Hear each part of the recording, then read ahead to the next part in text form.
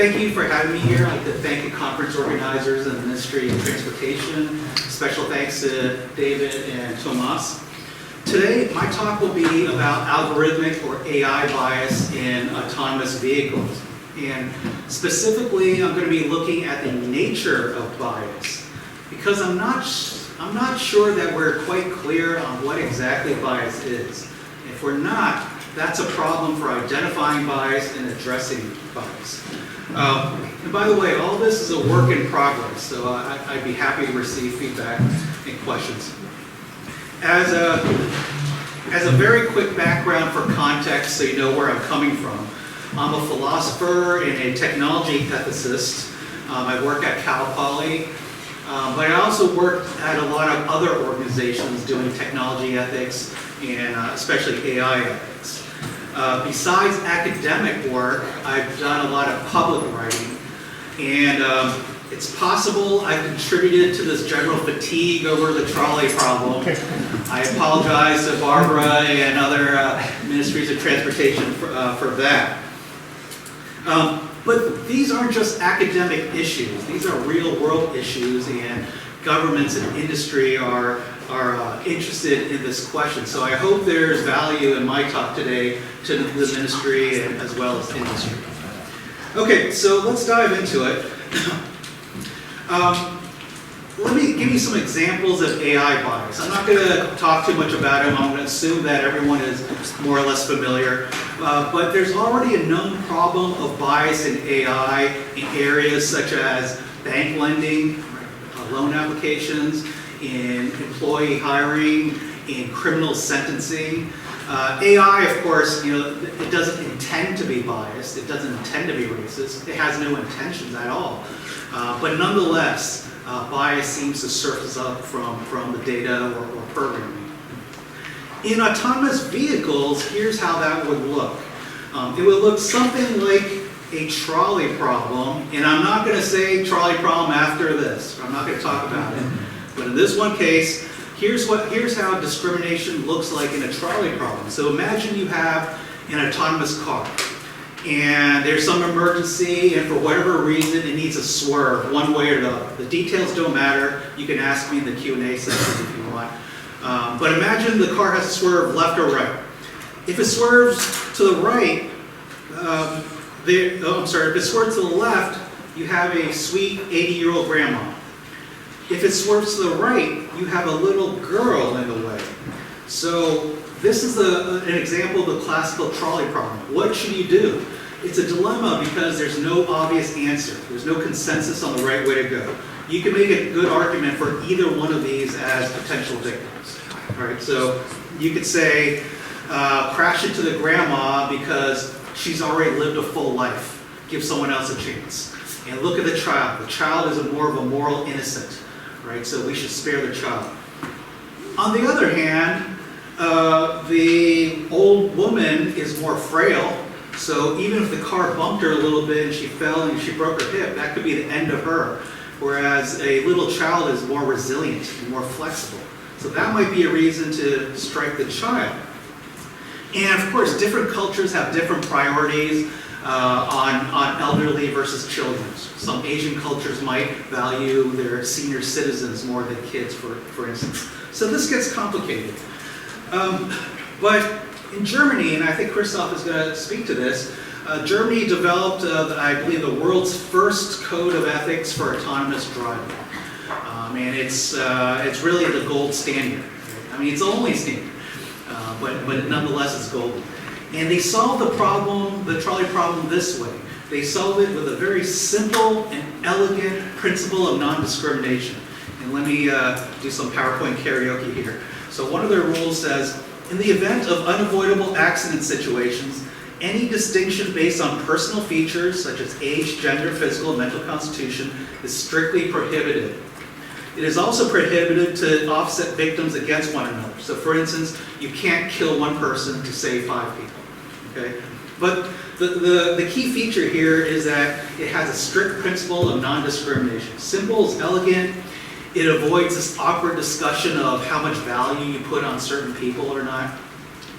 And here's how we would apply it to autonomous vehicles.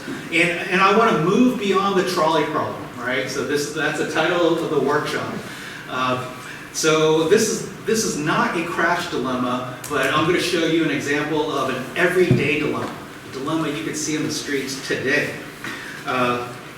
So this involves a lane positioning dilemma. So imagine that you have an autonomous vehicle here, and it's driving around the narrow streets of Prague. Say it's a one-way street. And there's no crash, no one's going to die, don't worry. But on this narrow road, on one side you have a grandma, and the other side you have a little girl. The question is, where in its own lane should the car position itself? Should it move closer to the grandma? Should it move closer to the little girl?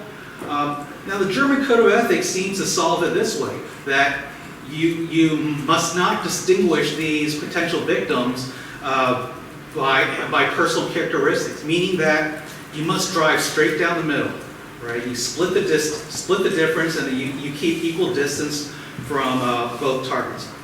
And that seems to make sense. Except here's what I'm worried about. I think in this scenario and in others, you can or you must distinguish people because of their personal characteristics. So for instance, the little girl has a different mental model of the world. She might be the one who will run dart into the street unexpectedly, chasing after a ball or chasing after a kitten. Grandma's not going to do that. Right, the little girl tends to be faster, maybe more unpredictable.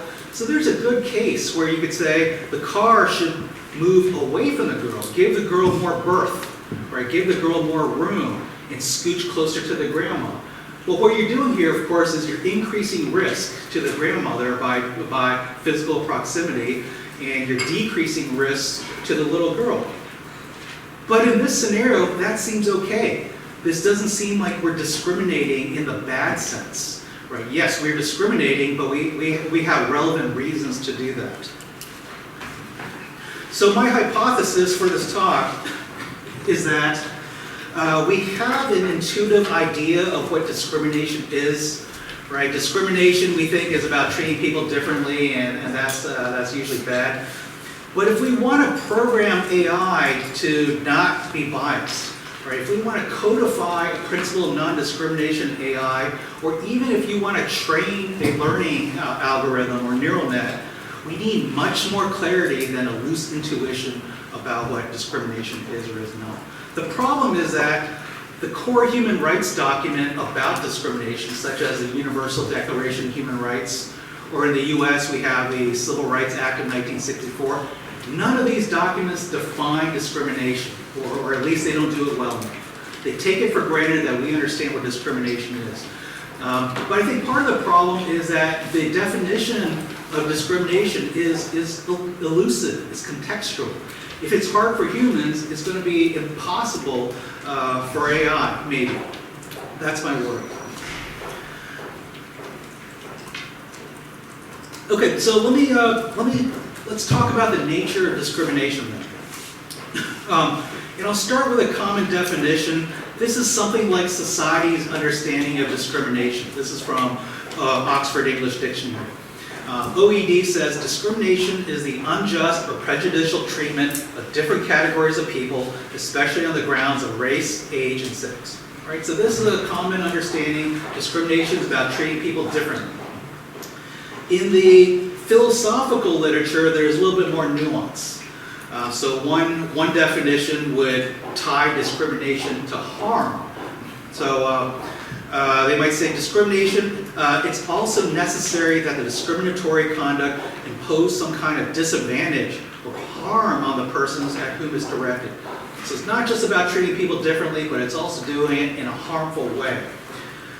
I think this is a problem, because discrimination doesn't always fit in those definitions. So for one example, discrimination is not always about treating people differently because of race or age or gender. So for instance, this is a picture of Martin Luther King Jr. He's a famous civil rights activist in America. Imagine if I were a movie producer, right? I was making a movie about Martin Luther King's life. I'm not going to cast an Asian teenage girl to play the role of Martin Luther King Jr.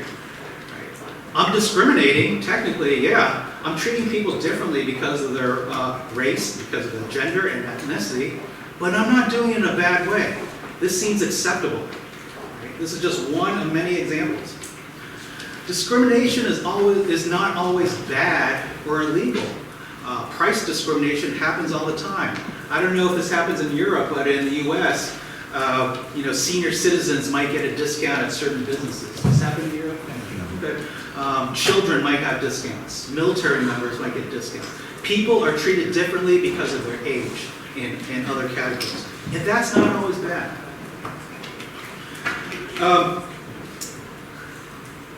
Now, there's also a problem with the more nuanced definition of discrimination about harm. I would suggest that discrimination is not always harmful. So imagine that I were a billionaire. Imagine I was a philanthropist and I want to give away money.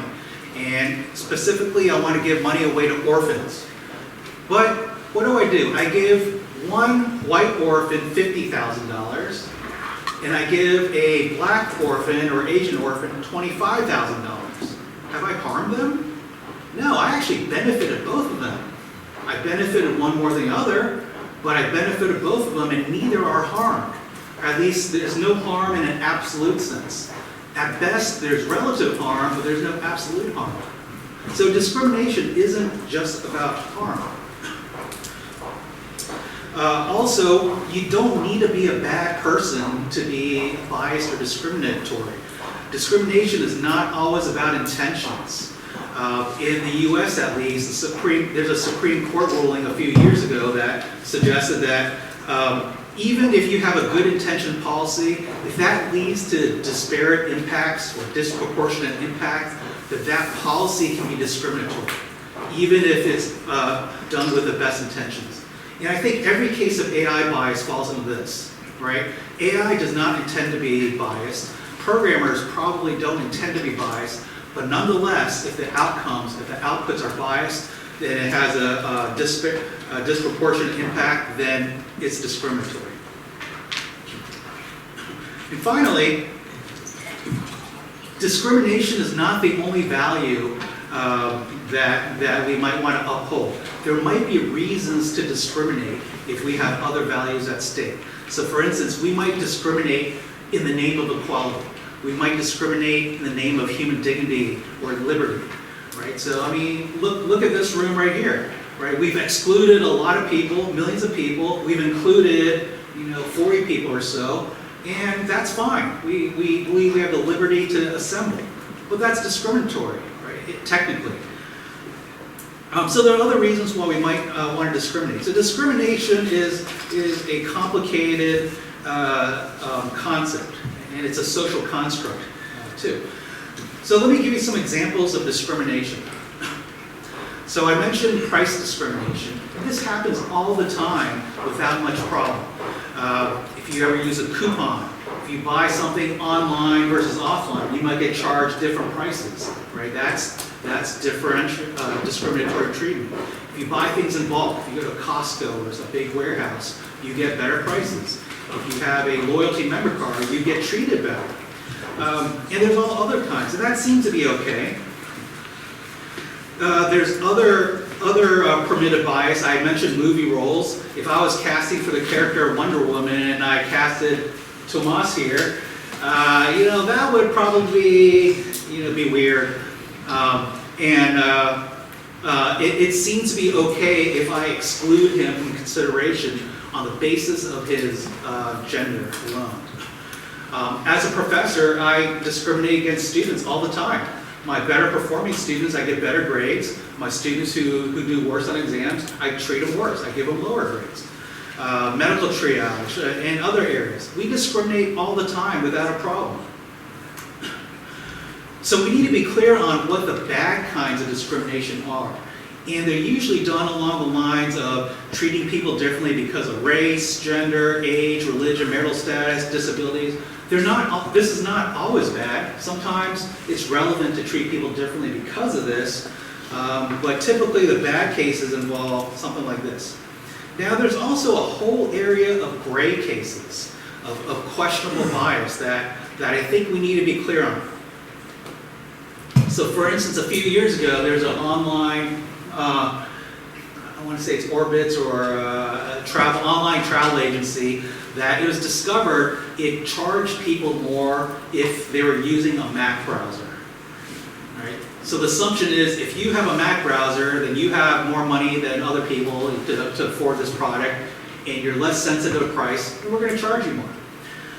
And that made a lot of people outraged. So is this bias? Is this illegal? Probably not. Is it unethical? You know, I think that's what we're trying to figure out here, if it's unethical or not.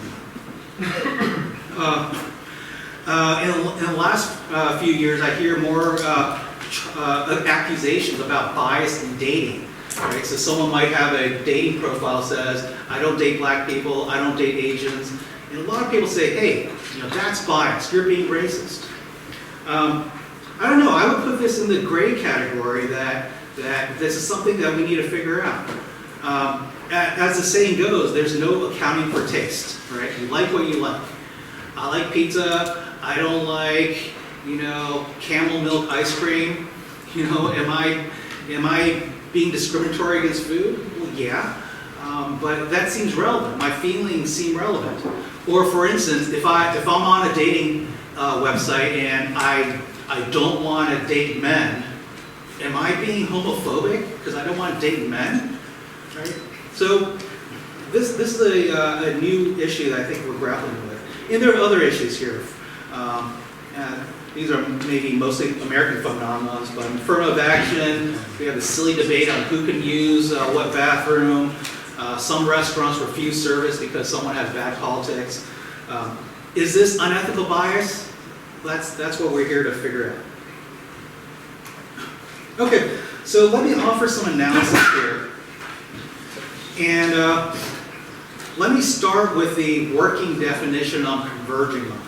So I would say that discrimination of the bad kind is about treating people differently based on irrelevant factors, especially those factors outside the control, and especially without transparency. So if you think about back on the Mac versus PC browser case, if we had transparency, if it was a common practice to charge some browsers more money, then maybe that's not a big problem. But because it seems to be done in secret, a lot of Mac users were unhappy about this price discrimination. Okay, so I'll talk about this definition. Why is discrimination wrong? Well, I think Aristotle put it best more than 2,000 years ago, and we still use this today in almost everything we do. Aristotle says that discrimination is unjust, and injustice requires that we treat equals equally and treat unequals unequally. So if I have two students, they have the same test score, I should treat them equally. Or if there's two criminals, one did a shoplifting crime, another did murder, they're unequal, but if I treated them equally, if I gave them the same punishment, that would be unjust. So discrimination is wrong because we're treating equals unequally, or unequals equally. Now, of course, I mean, here's my working definition, right? The big question here is, okay, what exactly is relevance? That's the big trick. And I'll be the first to admit that there's no easy answer. To figure out what's relevant involves a balancing test among the many, many relevant issues and values to establish priorities. For those of you who are ethicists and philosophers, you already know that ethics is not exactly a science. You know, it's at least part art and a lot of science, and it looks a lot like sausage making. It's messy, it's dirty, it's uncomfortable, but somehow we end up with a product that we can digest. But also, I think here's a problem for AI. To explain why something is relevant, you need an explanation of causation. Okay, so I'll repeat that. An explanation of relevance is an explanation of causation. The problem for AI, especially learning algorithms and neural nets, is that they run on data. And data only gives you correlation, generally. Right? So I don't know if you can read the first cartoon. The first panel says, 100% of people who breathe die. That's true. That's an interesting correlation. Everyone who breathes dies. But it would be a mistake to draw a conclusion that there's some causation there. In fact, the causation is the opposite. The bottom panel says 100% of people who don't breathe die. Right? So interpreting data is always tricky, and AI is not really in a position of interpretation. It processes data, it's good at pattern matching and finding correlations. That's about it. So there's a big explanatory gap between data and relevance. And you can find online all kinds of charts. So even if there is a correlation, right, even if there's a link, that still doesn't give you causation. I don't know if you can read this, but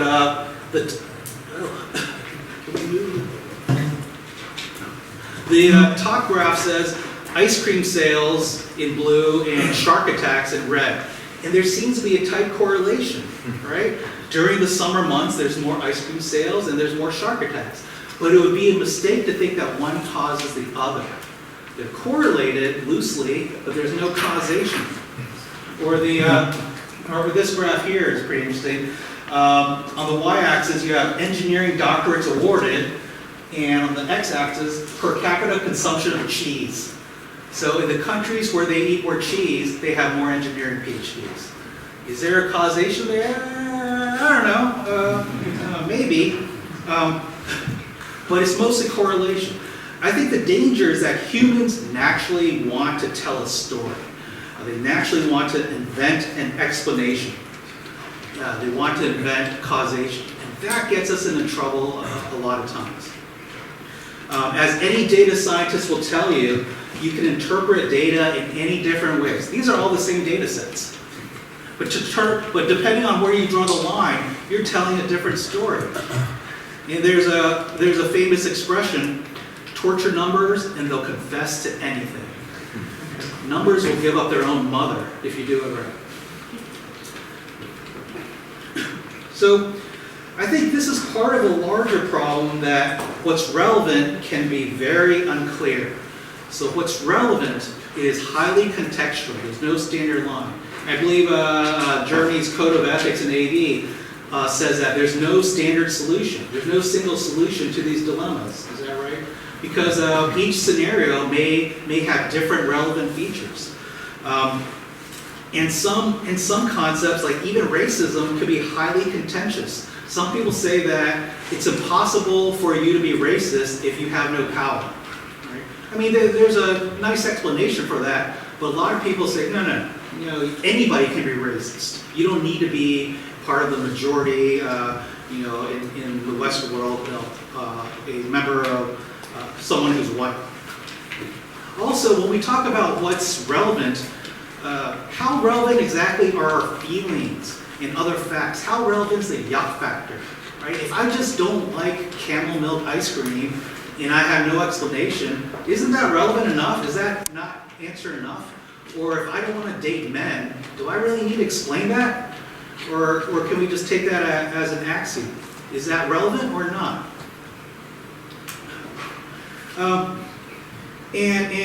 Final bit of analysis, I think transparency matters a lot to discrimination. In some cases, if you have transparency, maybe you don't have bad discrimination. I see this as something like consent. With consent or without consent, normally okay scenarios, normally permissible acts can become prohibited if you don't have consent. So for instance, without consent, sex becomes rape. If I had a knife and I plunged into David's heart back there, usually that's deadly assault.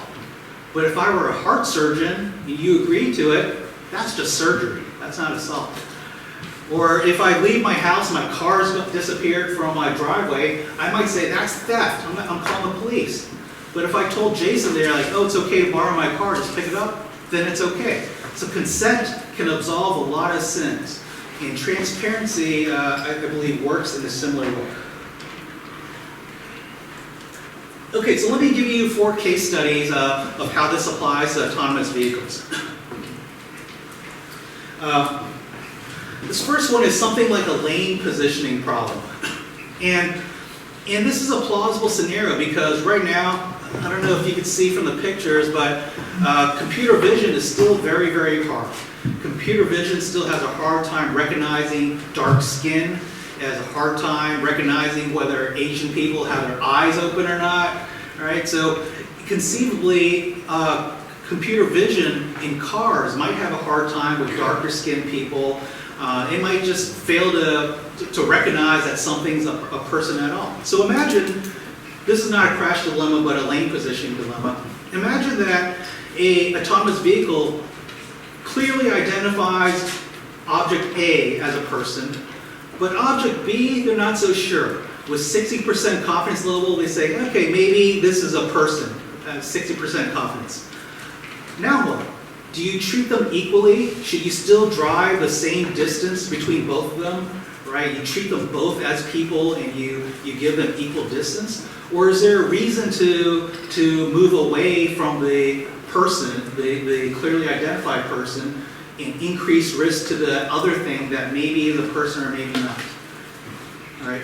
That thing that might not be a person, again, that could be a dark-skinned child. Computer vision still has a hard time with smaller objects as well as dark skin. So there's no immediately obvious way to go here. Another case study, this is again related to the German Code of Ethics. I don't mean to pick on the German Code of Ethics, but it is a gold standard and it's really our only target. But the German Code of Ethics, very reasonably prioritizes people over property and animal damage. Right? So if there's a dilemma here, always protect a person, and you can sacrifice animals and property. Well, what about this case? What if swerving in one direction means that you give minor injury to someone, you bump their knee, you run over their toe, but if you swerve the other way, you cause $1 million of damage to this brand new store? Is it still obvious that we should protect people over everything else? I think you can make an argument that, look, if you're running over someone's toe, that might be better than causing $1 million worth of economic damage. Another example, and I believe Uber and ride-sharing apps can do this today. They can charge people differently based on the apps that they detect on your phone. Or they can also charge people differently based on the battery level that they detect on your phone. So would it be discriminatory if Uber charged more for customers who also had the Facebook app? And the reasoning is that people who use Facebook are generally older, they have more money, less sensitive price. Is that discriminatory or not? I mean, it doesn't seem illegal. Or what if Uber charged more money to people with low battery status? Right? If you have low battery status, you're kind of nervous that you can't get another ride if you're going to shop around. So you might be willing to pay double just to get a ride right now without having to go to Lyft or shop around. Or what about if you had a Pinterest app? Does everyone know what this is? This is mostly an app that I think 85% of the users of Pinterest are women. So maybe the assumption is, well, women, they prioritize safety. So they want to ride right away, and they don't care to shop around. So I think Uber can do this today. Would it be illegal? Probably not, or maybe not. But is it unethical? That's another question. Last example. I think is everyone familiar with Waze or traffic routing apps? So generally, Waze will send you down the fastest path possible. Right? Even if it saves 30 seconds or 1 minute, it'll take you the shortest route, no matter what the risk is on that route. It'll take you through a lot of intersections, left turns, quiet neighborhoods, not designed for traffic. So it already prioritizes speed over your safety. That's already a dilemma. But here's another dilemma. Imagine that Waze wants to account for risk. And it says, okay, we understand that you're worried about risk. we're going to avoid the bad neighborhoods, the neighborhoods with a lot of crime. Even if that path is shorter, we're just going to avoid that neighborhood. Is that discriminatory or not? The problem is these dangerous neighborhoods, they tend to be poor minority neighborhoods that are already economically depressed. So if Waze is routing traffic away from them, that means there's fewer potential customers, fewer visitors who won't buy gas at their gas station, who won't stop in their stores to buy local goods. So you could be hurting these minority communities in the name of safety for your passengers. So I think these are 4 case studies that we can think about, and we need to, and that those they, talking through them might help us understand a little better what discrimination is and is not. As some quick closing thoughts, I already said this before, but discrimination is a very nuanced concept. It's a social construct, and like most or almost every social construct, it's not easy to define. Right? It's not a natural thing that you can point to in the world, like a tree or a rock. And so again, my working definition is based on relevance. It's not about different treatment, it's about different treatment without a good reason. And what's tough about AI bias is that there's no simple flowchart I can give you to determine whether discrimination or bias exists. It's a process. Right? So I think a big part of ethics isn't just arriving at an answer that yes, this is discrimination, no, this is not. It's about showing your math. It's about explaining why this is discriminatory or not. If I had to give you a flowchart, we're not going to have time to talk about this, but if I had to give you a decision-making process to help evaluate if something is discriminatory or not, it would probably look something like this. Is X a legal basis for discrimination? Is X relevant to the decision?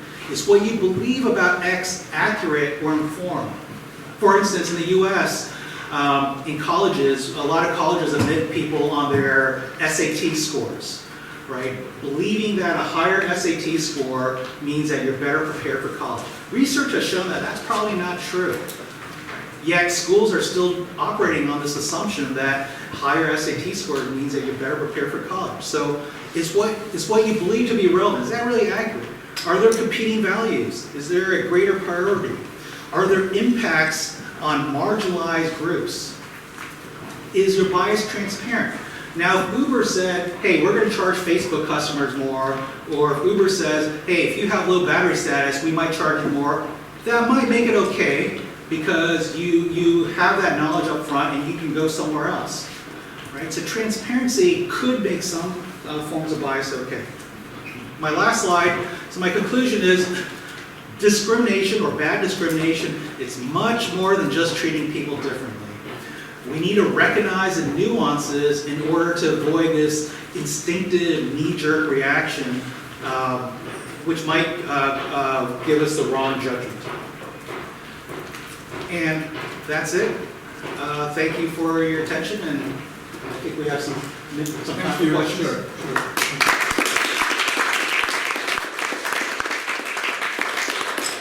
We have nearly 15 minutes for Q&A. Thanks, is there a microphone you want to pass around, or? I'll just speak loudly, it's fine. Yeah. Loud voice. You've been talking about how we define discrimination and suggesting that there's a problem with this, that it's got some ambiguities. Isn't the problem really that discrimination is the wrong word, and that the ethically loaded word would be something like oppression or marginalisation? Can we get around these issues by shifting from worrying about irrelevant cases of discrimination to shifting to worrying about behaviours that contribute to oppression or something? Well, I think I am aware that there's a whole field of oppression studies, and I think that view would be aligned with the view I talked about, that racism requires you to be in a position of power, if I'm not mistaken. I don't know if oppression it would be the right way to say it, because I mean, think about the Mac browser versus PCA browser. Are we saying that one browser user is oppressed? I mean, they're put at a disadvantage, right? They pay more, but I don't know if oppression applies to that. In these other cases, maybe there's a case for oppression here if you're talking about poor minority neighborhoods. I have a hard time seeing how oppression would come into these other case studies though. So maybe that might work for some cases, but yeah, I'm not sure that works well. Yeah, I would like to follow up on that because I'm going to defend the code a bit. Of course, I agree that to some extent we were focusing on more general questions and did not solve all the details, especially to others. And that's the privilege of an ethics committee of this something. But I think when we were in this rule number 9 that you mentioned, when we were discussing that, we were thinking of discrimination just in a certain way, that is in a certain way that it is defined in a legal sense. So discrimination, for example, in front of the law. So I mean, in that sense, at least it would not be discrimination if you eat vanilla or chocolate ice cream or whatever. I think many of the cases that you mentioned would not fall within the area of discrimination in this sense. But how's the law defined? So say I did not want to hire Tomas to play the role of Wonder Woman in the movie. Yeah. I'm discriminating against him. But that's a very easy solution. We can say for a certain. I'm not a legal scholar myself, I wouldn't know the exact legal wording how to put it, but there would be something for a certain role. You can choose whoever you want for that job if it fits certain characteristics, which are how they call it exactly, but or if you have. So I just want to say that you would have to distinguish more clearly between what is discriminating in the sense of this oppression, in the sense of what is what goes against constitutional values or constitution against the constitution. That's something we were focusing on. So it would be against the constitution to distinguish based on age, for example, or on gender when it comes to autonomous vehicles. So it would be unconstitutional to discriminate against people based on age. Yes. But then you have this problem here where you're even though you have equal distance, there's greater risk for the child. So are you worried about equality of outcome or equality of risks? Just to follow up on that, I mean, age I think is the only category that would be relevant to that problem. All the others would not be. I mean, if you agree that like gender or ethnicity or whatever would not be relevant, or sexual orientation would not be relevant. Age would be the only one. And even there, I think if you would argue more, it would not be so clear. What does it mean? Do you really? I mean, you can assess the health status of a person, even if he or she is 90 or the other one is 5. You can't assess in a split-second decision what the health status is. I would still say it is irrelevant.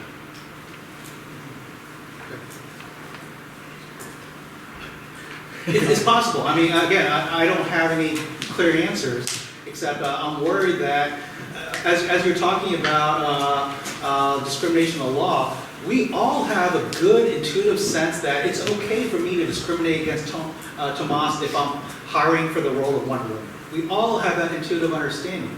But how exactly do you make that precise in order to codify that as a program or to supervise a neural network? That's the trick, right?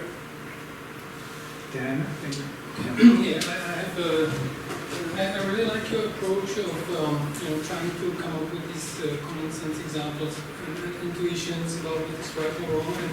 And I'd like to for you to elaborate a bit, how it fits into the debate about deontology and utilitarianism and virtue ethics and so on. It seems to me that your approach is kind of going into something like virtue ethics, but I don't know. I try to understand here, or you just start from some kind of common sense mid-level principles and want to avoid like some ethical theories. I think, as I said on an interview with the center's website, I'm pretty agnostic to ethical theories. I am a philosopher, but I don't believe there's one ethical theory to rule them all. Right? They all have problems. But that doesn't mean I'm a nihilist. I think we could have something like a hybrid theory where you draw the best of each element as your approach. Ideally, if we're looking at a dilemma or a situation, ideally the different theories will give you the same answer, right? They'll converge on the same answer. That's the hope. But when they diverge, that tells us something, and we explore that tension. But I'm not committed to any particular theory. What you do seems to me like a virtue theory in the sense that it's ultimately humans, who actually, excellent humans, sort of find out what is good or bad. So it seems to me that you are taking like what a prudent, wise, good human being would do in this and that situation, and that's a kind of standard, And of course, sometimes you take into account consequences, like in consequentialism, sometimes some kind of principled rules and so on, like in deontology. But precisely this kind of middle way is something what traditionally would be virtue ethics, which resists this strict algorithmization. This seems to me that we are going in this direction. I mean, I wouldn't characterize myself as a virtue ethicist, but I don't mind being called one because I do find that it's sensible and it has a nice balance. Now, can it be operationalized? That's a different question. Right? But your answer is basically no. If I understand, you think that actually it's never possible completely, to make algorithms what the autonomous cars should do, right? So you would resist this kind of delegation of more agency completely to machines. Right? Yes. Nicholas? No. Yeah. Yes. Okay. That's my name. That's also. I still don't know everybody, so I apologize. So I was wondering if you could say a bit more about distinguishing between discrimination as unequal respect versus unequal outcomes. Because it seems like a lot of the cases that we get about algorithmic bias tend to focus more on the latter than they do on the former. So the example with racial bias in, say, object detection, right? It's not that object detection algorithms don't like African Americans, for example. It's that the way that we've created these algorithms is such that they lead to a set of outcomes where to have dark skin is to be disproportionately disfavored in terms of being recognized by the discrimination threshold or the edge detection threshold or something like that. So I can see a scenario like the one you've got above there with, is that like Dora the Explorer, I want to Yes. say? Yes. Okay, where your algorithm, let's say in Germany, to pick on the Germans again, and their code, it's not looking for young people to avoid, right? What it is doing is it's looking for fast-moving edges, right? And every time it sees a series of edges over a certain object interval, it classifies that as a fast-moving object and says, oh, the car has to get away out of these fast-moving objects, and say it can detect multiple edges. It goes, oh, that's an object of a certain size and certain potential mass, moving at a certain rate of speed or change in speed, perhaps acceleration, and I'm going to try and avoid those. And what happens to happen is that the car always edges towards slower moving old people than it does faster moving young people, and thus produces disproportionate outcomes. It's not that it's discriminating, quote unquote, in like the bad sense that you've created rather than the mere different sense. Well, in this scenario, neither of these people are moving.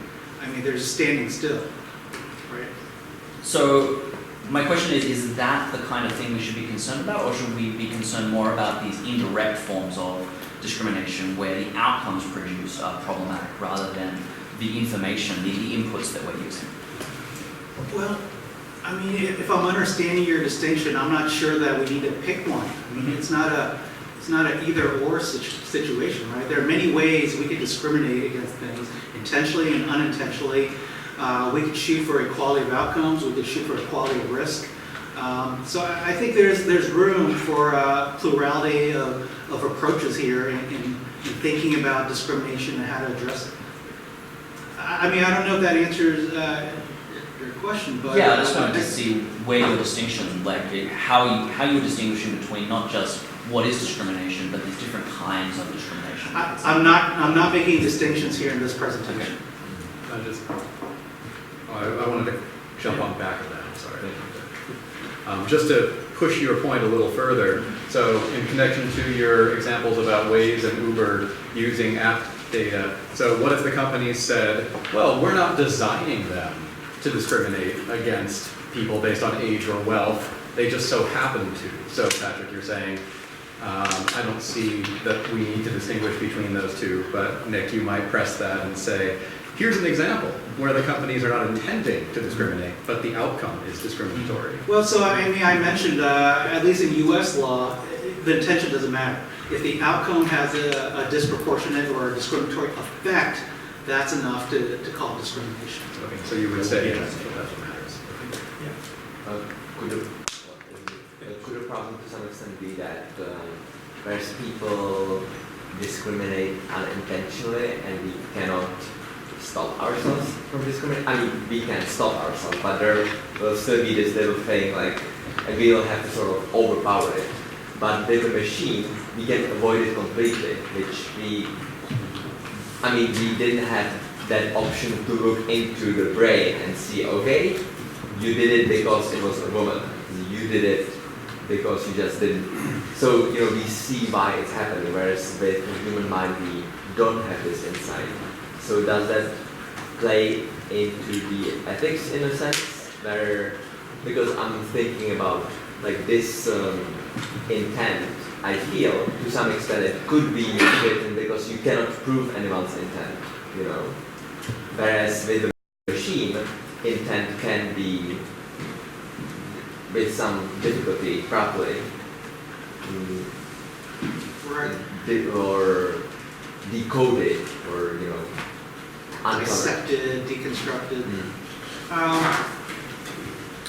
I think it still comes down to a very human concept, which is explain why something is relevant, right? So human, and again, if AI operates only at the level of data, it can't tell us about relevance. It tells us about tight correlations, but not about relevance. I mean, you have an interesting point that AI could be more ethical in that it doesn't have the bias that we have in our prehistoric, primordial reptilian brain. We're all biased against something. That's just a fact. But AI doesn't exist in isolation. It's programmed. It's created by humans who bring their own implicit biases to that, or it's trained on data that itself could be poisoned, because of the implicit bias. I mean, it's a tough problem. Like I said, this is a work in progress,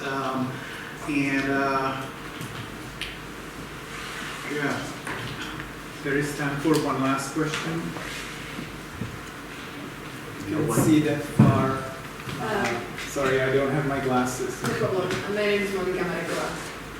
And Please. I have one question, or rather comment or feedback regarding the impact of discrimination, which you were outlining, especially at the beginning. And one of the things which you stated were that you might discriminate but cause no harm to a person. Mm-hmm. And this is one of the feedback or something which I've been thinking about, that I think that this conclusion might be wrong, or you might elaborate on that. Because if you give, let's say, a scholarship to a white kid, 20,000, and 10,000 to the black kid, in that way you are benefiting both, but on the other side, I think that you are actually causing harm to the black kid, because you are putting the starting line further, and in that way, the black kid will be always disadvantaged, and the harm will be caused to that kid in a way because you are actually putting someone the better advantage. Well, I mean, as I said, I think I'm open to the possibility that this is about relative harm instead of objective harm. But I think with the example you gave, that has some weird implications. So for instance, if I were a philanthropist and I gave a scholarship to Rebecca, right? I only have enough money for one scholarship. Am I indirectly harming everyone else who didn't receive a scholarship? I mean, that's a weird way of thinking about harm. I'm definitely benefiting her, but I wouldn't say I'm harming everyone else. There is a relative disadvantage for sure, but that doesn't seem to rise to the level of harm in the bad sense. I understand that. If you do it on the objective matters, that someone is good at something and you want to support a person or someone is coming from disadvantaged background. But I understood that it would be just based on like two the same persons, basically you give one person more, the other one less, which is like the discrimination, yeah, and I was just thinking that it might be actually harmful. Yeah, so there might be, harm might be a necessary condition, but I think, again, harm is more nuanced than what most people think, right? I mean, if I'm a philanthropist, I'm giving away money, you're right, it's possible I can harm someone by giving them more money, but only in this relative sense. And maybe that's enough, maybe that's important. But it's not, most people would say, the typical example is, if I were hiring and I gave a job to a white person but not to a black person, that black person does not have a job now and is less able to feed his family or her family. That's the kind of harm that we typically think. And that is harm for sure. I think that's more of an objective harm, but all I'm saying is that the harm does not have to be objective. It could be this more subtle kind of harm. But if your point is that you need to have some element of harm there, you know, I could agree with that. All right, we have to cut this short. We now have 10 minutes break anyway, so if you want to approach with further questions, if you want to approach Patric, I think we can do that during the coffee break. Other than that, thank you again.